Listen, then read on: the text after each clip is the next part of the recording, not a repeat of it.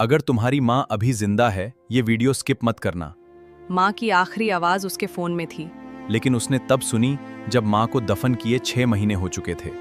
एक दिन माँ ने फोन किया, लेकिन बेटा बिजी था। माँ का वॉइस नोट आया, मगर उसने कहा बाद में सुन लूंगा, अभी बहुत थक गया हूं। अगली सुबह फोन आया, बेटा हिम्मत रखना, तुम्हारी माँ नहीं रही। 6 महीने गुजर गए। एक रात उसकी नजर माँ के पुराने वॉइस नोट पर पड़ी।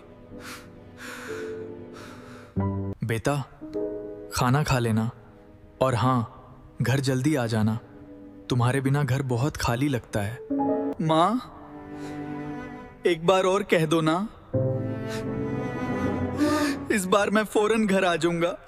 अगर माँ जिंदा है तो ये वीडियो खत्म होने से पहले उससे कॉल कर लेना, क्योंकि कल का इंतजार कभी कभी बहुत महंगा पड़ता है। अगर तुम्हारी माँ जिंदा है, अभी उससे कॉल करो और ये वीडियो उस इंसान को भेजो जिसे अपनी माँ की याद आती है।